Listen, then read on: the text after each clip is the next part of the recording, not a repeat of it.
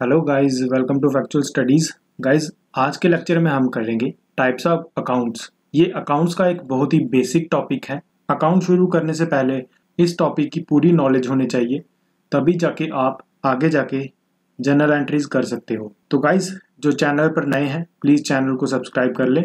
और अकाउंट्स के daily test चल रहे हैं हमारे चैनल पे, उनको ज्वाइन करने के लिए आप हमारे टेलीग्राम ग्रुप को ज्वाइन कर सकते हैं। लिंक आपको डिस्क्रिप्शन बॉक्स में मिल जाएगा, आप उसको ज्वाइन कर सकते हैं। तो इस वीडियो की पीडीएफ भी आपको टेलीग्राम ग्रुप में मिल जाएगी। तो चलिए गाइस, वीडियो शुरू करते हैं। फर्स्ट, टाइप ऑफ अकाउंटिंग तक पहुंचने से पहले आपको मैं कुछ ब्रीफ नॉलेज देना चाहता हूं अकाउंट्स की हिस्ट्री की। गाइस, 3 टाइप के अकाउंटिंग सिस्टम होते हैं। फर्स्ट अकाउंटिंग सिस्टम होता है इंडियन सिस्टम, और दूसरा है सिंगल अकाउंटिंग सिस्टम, और जो थर्ड है वो है डबल एंट्री सिस्टम। गाइस, ये 3 टाइप की अकाउंटिंग सिस्टम है जो आज तक यूज की जाती थी। इंडियन अकाउंटिंग सिस्टम और सिंगल एंट्री अकाउंटिंग सिस्टम को अब यूज नहीं किया जाता, मोस्टली डबल एंट्री सिस्टम को ही यूज किया जाता है। इसके रीजंस भी मैं आपको आगे बताऊंगा। फर्स्ट ऑफ ऑल हम देखते हैं इंडियन अकाउंटिंग सिस्टम क्या था।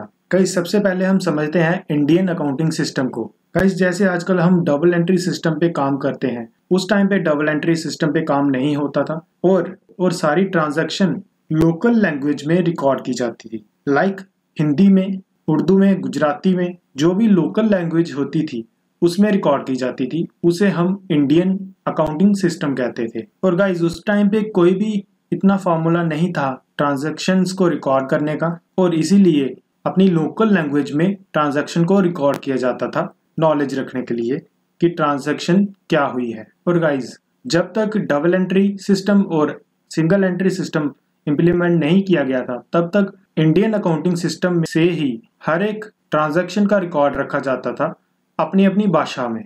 अब इसके बाद है single entry system. Single entry system एक वो सिस्टम है जिसे हम इनकम्प्लीट फॉर्म कहते हैं रिकॉर्डिंग का। मीन्स इसमें सिर्फ सिंगल ट्रांजैक्शन रिकॉर्ड होती है, ट्रांजैक्शन के दोनों एस्पेक्ट्स इसमें रिकॉर्ड नहीं किए जाते, और इस सिस्टम का कोई फिक्स रूल भी नहीं है ट्रांजैक्शन रिकॉर्ड करने का, इसलिए ये सिस्टम ज्यादा यूज नहीं किया जाता। आप देख सकते हैं इसमें सिर्फ सिंगल ट्रांजैक्शन ही रिकॉर्ड की जाती है। आज के टाइम पे हम सीख रहे हैं डबल एंट्री सिस्टम, लेकिन इससे पहले भी एक सिस्टम यूज होता था जिसे हम कहते थे सिंगल एंट्री सिस्टम। इस सिस्टम में कोई भी ट्रांजैक्शन होता है उसका ट्रांजैक्शन का रिकॉर्ड एक ही साइड पे किया जाता है, या तो डीआर में या तो सीआर में। दोनों साइड में नहीं किया जाएगा, क्योंकि अगर 2 साइड में किया जाएगा तो ये आपका डबल एंट्री सिस्टम बन जाएगा, जिसको आगे हम पढ़ेंगे। और इस सिस्टम में किसी भी रियल अकाउंट और नॉमिनल अकाउंट को ओपन नहीं किया जाता है, जिसका मतलब ये है कि इसमें हर एक अकाउंट का खाता नहीं खोला जाता। जैसे कंपनी में खर्चे होते हैं, छोटे मोटे खर्चे भी होते हैं, बड़े खर्चे भी होते हैं, बट इसमें सिर्फ मेन एंट्रीज को किया जाता है, सारी एंट्रीज को नहीं किया जाता। और इस सिस्टम में एरर भी बहुत ज्यादा होते थे, और जब एरर हो जाते थे तो उसे रेक्टिफाई करना बहुत ज्यादा मुश्किल होता था, और इसलिए इस सिस्टम को बंद भी कर दिया गया। आज की तारीख में सिर्फ डबल एंट्री सिस्टम यूज किया जाता है। और गाइस, सिंगल एंट्री सिस्टम जहाँ पे भी मैनुअल काम हो रहा हो, मीन्स रजिस्टर मेंटेन हो रहा हो या रजिस्टर पे एंट्री हो रही हो, उसे हम सिंगल एंट्री सिस्टम ही कहेंगे। तो गाइस, ये हो गया हमारा single entry system. Single entry system के कुछ फीचर्स हैं, जैसे इसके कोई ज्यादा प्रेजेंट रूल नहीं थे, इसमें सिर्फ पर्सनल अकाउंट और कैश अकाउंट ही रिकॉर्ड किया जाता था। इनकम्प्लीट सिस्टम था, सारी ट्रांजैक्शन रिकॉर्ड नहीं की जा सकती थी, लैक ऑफ यूनिफॉर्मिटी थी, और भी बहुत सारे इसके ड्रॉबैक थे, इसलिए इसको यूज करना बंद कर दिया गया। अब गाइस करते हैं double entry system. Double entry system इस टाइप का होता है जिसमें आपको 2 एंट्रीज दिखाई देती हैं, जैसे डेबिट और credit. Guys, double entry system में हम हर एक ट्रांजैक्शन की दोनों साइड्स रिकॉर्ड करते हैं, मींस उसका डेबिट भी रिकॉर्ड करते हैं, उसका क्रेडिट भी रिकॉर्ड करते हैं। और गाइस, ये जो ट्रांजैक्शन सिस्टम है ये एक ही टाइम पे 2 अकाउंट्स को अफेक्ट करता है, इसलिए हम कह सकते हैं कि ये एक साइंटिफिक मेथड है अपने फाइनेंशियल रिकॉर्ड को मेंटेन करने के लिए। गाइस, इस अकाउंट में हर एक एंट्री को अलग अलग किया जाता है, जिससे आपको हर एक एंट्री क्लियरली पता चलती है और हर एक ट्रांजैक्शन का रिकॉर्ड क्लियरली मेंटेन रहता है। आई होप गाइस इतना आपको समझ आ गया होगा। अब डबल एंट्री सिस्टम को लेके ही हम सारी अकाउंटिंग करेंगे। आगे की सारी अकाउंटिंग डबल एंट्री सिस्टम पे ही डिपेंड है। तो गाइस, डबल एंट्री सिस्टम के बाद अकाउंटिंग के कुछ गोल्डन रूल्स भी हैं, बट गोल्डन रूल्स को समझने से पहले आपको टाइप ऑफ अकाउंट्स समझना जरूरी है कि कितने टाइप के अकाउंट्स होते हैं। गाइस, टाइप ऑफ अकाउंट्स में है, फर्स्ट है पर्सनल अकाउंट, उसके बाद है पर्सनल अकाउंट्स की टाइप्स। फर्स्ट टाइप है natural personal account, second type है रिप्रेजेंटेटिव पर्सनल अकाउंट और थर्ड टाइप है आर्टिफिशियल पर्सनल अकाउंट। इसी के साथ टाइप्स ऑफ अकाउंट में सेकंड टाइप है इम्पर्सनल अकाउंट। इम्पर्सनल अकाउंट्स की भी कुछ टाइप्स हैं, जैसे फर्स्ट टाइप है रियल अकाउंट और सेकंड टाइप है नॉमिनल अकाउंट। और गाइस, इसके बाद रियल अकाउंट की भी दो टाइप्स हैं, फर्स्ट टाइप है टेंजिबल अकाउंट, सेकंड टाइप है इंटेंजिबल अकाउंट। गाइस, इस वीडियो में हम ये सारा सिस्टम पढ़ेंगे टाइप्स ऑफ अकाउंट का। ये सारी अकाउंट्स की टाइप्स हम इस वीडियो में पढ़ेंगे। तो गाइस, शुरू करते हैं एक एक करके सारी टाइप्स को। गाइस, सबसे पहले मैं आपको बता दूं कि अकाउंट क्या होता है। अकाउंट होता है जहां हम अपनी सारी ट्रांजैक्शन को रिकॉर्ड रखते हैं, और वो अकाउंट किसी के भी रिलेटेड हो सकता है, या तो किसी पर्सन के रिलेटेड हो सकता है, किसी कंपनी के रिलेटेड हो सकता है, किसी एसेट के, लायबिलिटी के, और किसी की इनकम या एक्सपेंडिचर के से रिलेटेड भी हो सकता है। गाइस, अब करते हैं हर एक अकाउंट को अलग अलग से। गाइस, फर्स्ट है पर्सनल अकाउंट। जब भी कोई अकाउंट किसी पर्सन से रिलेटेड हो या किसी कंपनी से रिलेटेड हो, वो पर्सनल अकाउंट कहलाता है। और वो अकाउंट जिसमें किसी इंडिविजुअल या किसी ऑर्गेनाइजेशन के रिलेटेड ट्रांजैक्शंस हो, वो भी पर्सनल अकाउंट कहलाता है। फॉर एग्जांपल, किसी का salary account, drawing account, owner का कैपिटल अकाउंट, ये सारे पर्सनल अकाउंट कहलाते हैं। और भी एग्जांपल्स दे देता हूँ, जैसे राम का अकाउंट हो, श्याम का अकाउंट हो, या किसी कंपनी का, गूगल का अकाउंट, माइक्रोसॉफ्ट का अकाउंट, ये सारे पर्सनल अकाउंट्स में आते हैं। गाइस, अब बात करते हैं नेचुरल पर्सनल अकाउंट की। नेचुरल पर्सनल अकाउंट वो अकाउंट्स होते हैं जो किसी पर्सन के साथ रिलेटेड होते हैं, मींस एक लिविंग थिंग के साथ रिलेटेड होते हैं। उस अकाउंट में सिर्फ और सिर्फ पर्सन का ही खाता होगा, किसी कंपनी का खाता नहीं होगा। आप देख सकते हैं, जैसे एग्जांपल में है राम का अकाउंट, श्याम का अकाउंट, और भी कोई लिविंग थिंग होगी जैसे मोहन का अकाउंट, वो सारे नेचुरल पर्सन अकाउंट में आते हैं।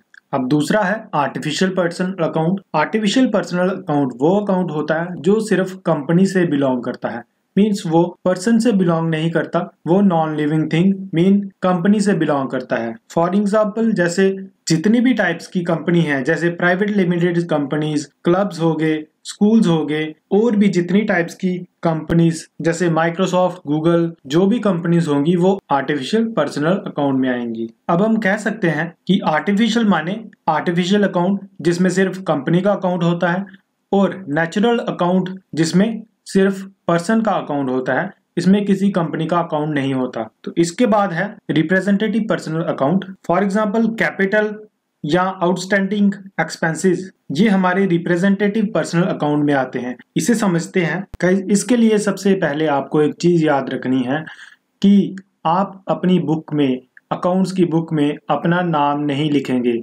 कंपनी अपना नाम नहीं लिखती। और गाइज, रिप्रेजेंटेटिव का मीनिंग है जो आपको रिप्रेजेंट करता है, मींस जब एक खाता किसी पर्सन की पहचान बताता है उसे हम रिप्रेजेंटेटिव कहते हैं। फॉर एग्जांपल, जब भी कोई कंपनी का मालिक अपने अकाउंट की जानकारी अकाउंट में लिखता है तो वो उसे कैपिटल अकाउंट में लिखता है। और कोई भी ओनर जब किसी बिजनेस में पैसा लगाता है वो अपना नाम नहीं लिखता, वो लिखता है कैपिटल अकाउंट। और वो कैपिटल अकाउंट आपको उस बिजनेस के ओनर को रिप्रेजेंट करता है। इसी के साथ आउटस्टैंडिंग रेंट। आउटस्टैंडिंग रेंट का मीनिंग है अगर हमने कोई चीज खरीद ली है कंपनी के लिए या अपने बिजनेस के लिए और उसका अभी हमने पेमेंट नहीं किया तो वो हम पे लायबिलिटी है, मींस उसकी हमने कभी ना कभी पेमेंट करनी है। जिससे आपने सामान लिया होगा या अपनी कंपनी के लिए कुछ लिया होगा, वो आपको पेमेंट के बिना नहीं छोड़ेगा, उसको कुछ ना कुछ पेमेंट देनी ही पड़ेगी, जो भी उसकी पेमेंट बनती होगी। उसका मतलब है आउटस्टैंडिंग रेंट। और ये आउटस्टैंडिंग रेंट या आउटस्टैंडिंग एक्सपेंस रिप्रेजेंट करता है कि आपने किसी को कुछ पे करना है। अगर यहाँ पे आपके एम्प्लॉयज की सैलरी होती तो आपके लिए वो भी लायबिलिटी ही होगी, बिजनेस ओनर के लिए वो भी लायबिलिटी होगी। तो गाइज, जब कोई अकाउंट किसी पर्सन को रिप्रेजेंट करे तो इस टाइप के अकाउंट को हम रिप्रेजेंटेटिव पर्सनल अकाउंट कहते हैं। और ये भी पर्सनल अकाउंट की टाइप हैं। ये तो बात हो गई 3 पर्सनल अकाउंट्स की, जैसे नेचुरल, आर्टिफिशियल और रिप्रेजेंटेटिव पर्सनल अकाउंट। इसके बाद हम करेंगे इम्पर्सनल अकाउंट्स। और गाइज, अगर आपको किसी भी बात का डाउट है तो आप कमेंट बॉक्स में टाइप कर सकते हो अपने डाउट्स को, और नेक्स्ट वीडियो में मैं वो डाउट्स को क्लियर करूंगा, और या तो उसी कमेंट में आपको उसका रिप्लाई दे दूंगा। अब करते हैं इम्पर्सनल अकाउंट। इम्पर्सनल अकाउंट वो अकाउंट्स होते हैं जो किसी पर्सन को रिप्रेजेंट नहीं करते। मीन्स सभी अकाउंट्स जो पर्सनल अकाउंट्स नहीं होते उन्हें हम इम्पर्सनल अकाउंट्स कहते हैं। हमने पर्सनल अकाउंट्स पढ़े, जो टाइप्स के पर्सनल अकाउंट्स हैं उन सबको छोड़ के बाकी सारे अकाउंट्स इम्पर्सनल अकाउंट्स कहलाते हैं। इम्पर्सनल अकाउंट्स में रियल अकाउंट्स भी आते हैं और नॉमिनल अकाउंट्स भी आते हैं। इनको भी हम आगे डिटेल में पढ़ेंगे। इम्पर्सनल अकाउंट हमारा दो टाइप का होता है, एक रियल अकाउंट और एक नॉमिनल अकाउंट। रियल अकाउंट की बात करते हैं। रियल अकाउंट जनरल लेजर का वो अकाउंट होता है जो एसेट और लायबिलिटी से रिलेट करता हो। Means all type of companies asset accounts are called real accounts. Means company में आपकी जितनी टाइप की भी एसेट्स होते हैं उन्हें हम रियल अकाउंट कहते हैं। एसेट्स आपको पता है, एसेट्स दो टाइप के होते हैं, जैसे एक होता है करंट एसेट्स और दूसरा होता है फिक्स्ड एसेट। और एसेट किसी भी टाइप का हो वो आपका रियल अकाउंट कहलाता है। और वो अकाउंट जो एक साल के बीच में बंद ना हो, उसे आगे कैरिड आउट किया जा सके, उसे हम रियल अकाउंट कहते हैं।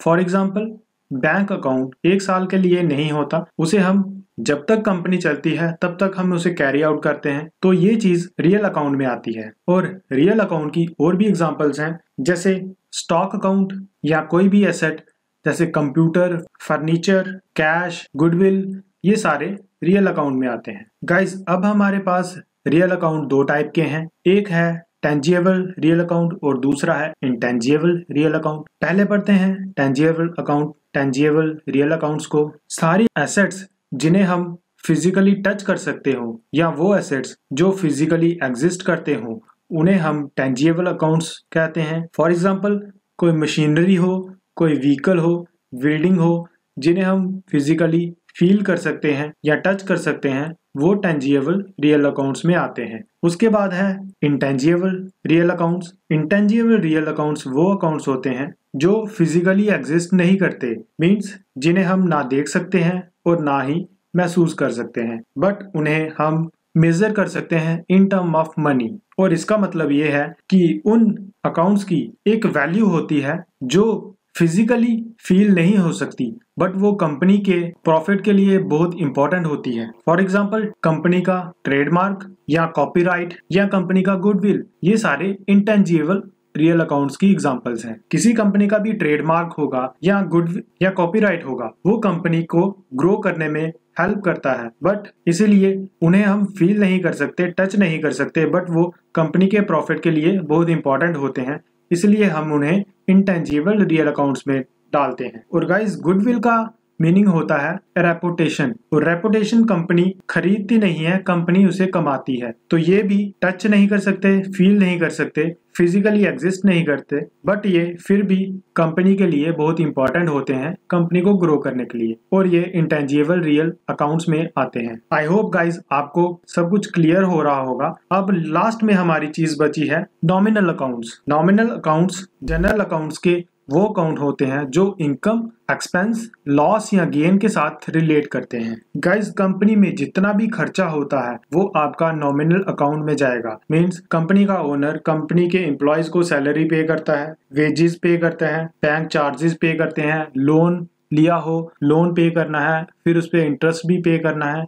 ये सारे कंपनीज के एक्सपेंस होते हैं और इन एक्सपेंस को नॉमिनल अकाउंट्स में डाला जाता है। और इसी के साथ साथ कंपनी में सिर्फ खर्चे नहीं होते, कंपनी में इनकम भी होती है, जिसमें लॉस के साथ साथ कंपनी को गेन भी होता है। मींस इनकम और एक्सपेंस, लॉस और गेन, ये सारी चीजें नॉमिनल अकाउंट में आती हैं। इन शॉर्ट, अगर आपको इनकम हो रही है, आपको लॉस हो रहा है, अगर आपको एक्सपेंस हो रहा है या गेन हो रहा है, ये सारी आप नॉमिनल अकाउंट में ही डालेंगे और ये नॉमिनल अकाउंट ही कहलाएगा। तो गाइज, अगर जनरल बात करें तो अकाउंट्स आपके तीन टाइप के ही होते हैं, एक पर्सनल अकाउंट, एक रियल अकाउंट और nominal account. I hope guys आपको आज का लेक्चर पूरा समझ आया होगा। अगर किसी को डाउट है तो प्लीज कमेंट बॉक्स में आप टाइप कर सकते हैं। और नेक्स्ट टॉपिक हमारा होगा गोल्डन रूल्स ऑफ अकाउंटिंग। इसको देखने के लिए चैनल को प्लीज सब्सक्राइब कर लें और हमारे फैक्चुअल स्टडीज के टेलीग्राम ग्रुप को भी ज्वाइन कर लें, बेल आइकन को भी प्रेस कर लें ताकि आपको नोटिफिकेशन मिलता रहे। तो thanks for watching the video. Have a nice day.